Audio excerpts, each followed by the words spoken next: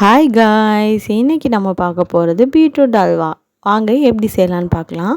இதுக்கு நான் ஃப்ரெஷ்ஷான பீட்ரூட் எடுத்திருக்கேன். பீட்ரூட்டை நல்லா கழுவிட்டு கட் பண்ணி எடுத்துக்கிட்டேன். இது இந்தந்த சைஸில் தான் கட் பண்ணோன்ட்டு இல்லை, நீங்கள் எந்த சைஸில் வேணாலும் கட் பண்ணி எடுத்துக்கோங்க. பிகாஸ் நம்ம இதை வந்துட்டு மிக்ஸி ஜாரில் போட்டு அரைக்க தான் போகிறோம். ஸோ உங்களுக்கு ஏற்ற மாதிரி நீங்கள் கட் பண்ணி எடுத்துக்கோங்க. கட் பண்ண பீட்ரூட்டை இன்னொரு டைம் வாஷ் பண்ணி எடுத்துக்கோங்க. அண்ட் ஒரு மிக்ஸி ஜார் எடுத்துக்கோங்க. நீங்கள் கட் பண்ணியிருக்க பீட்ரூட்டை ஃபைன் பேஸ்ட்டாக அரைச்சி எடுத்துக்கோங்க.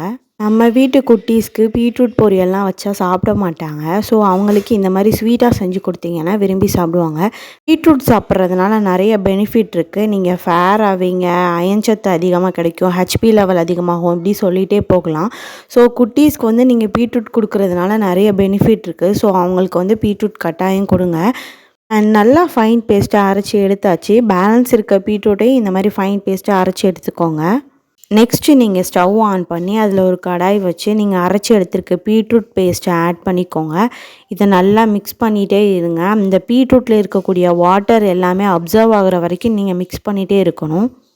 அண்ட் இந்த ஸ்டேஜில் நான் கொஞ்சமாக சால்ட் ஆட் பண்ணிக்கிறேன். சால்ட் ஆட் பண்ணுறதுனால சுகரோட டேஸ்ட் வந்து கொஞ்சம் அதிகமாக எடுத்து காட்டும். ஸோ அதனால் ஆஃப்டர் 5 மினிட்ஸ் கழித்து பீட்ரூட்டில் இருக்கக்கூடிய வாட்டர் எல்லாம் அப்சர்வ் ஆகி அந்த பீட்ரூட் நல்லா வெந்து அந்த பச்சை வடைலாம் போய் கரெக்டான லெவலில் இருக்கும். அந்த ஸ்டேஜில் நம்ம சுகர் ஆட் பண்ணிக்கணும். பீட்ரூட் எவ்வளோ குவான்டிட்டி இருக்கோ அதுலேருந்து ட்வைஸாக சுகர் எடுத்துக்கணும். பிகாஸ் பீட்ரூட்டில் வந்துட்டு அந்த துவர்ப்பு தன்மை அதிகமாக இருக்கும்னு சொல்லுவாங்க.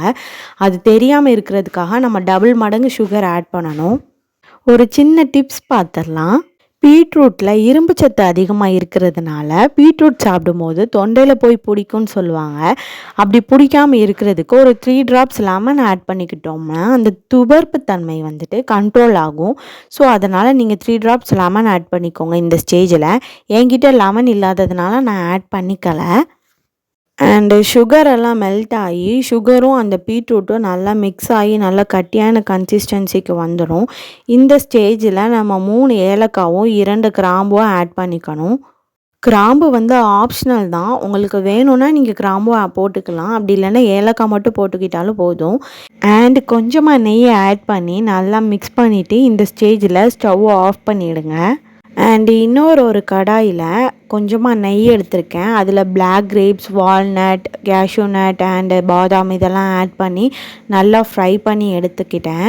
அண்டு நட்ஸ் எல்லாம் நல்லா ஃப்ரை ஆனதும் நம்ம எடுத்து வச்சுருக்க பீட்ரூட் அல்வாவில் அதை ஆட் பண்ணி நல்லா மிக்ஸ் பண்ணி எடுத்துக்கோங்க. அவ்வளோதான் ஃப்ரெண்ட்ஸ், நம்ம பீட்ரூட் அல்வா ரெடி ஆகிடுச்சு. நீங்களும் உங்கள் வீட்டில் ப்ரிப்பேர் பண்ணிவிட்டு எப்படி இருக்குன்னு சொல்லி கமெண்ட் பண்ணுங்கள்.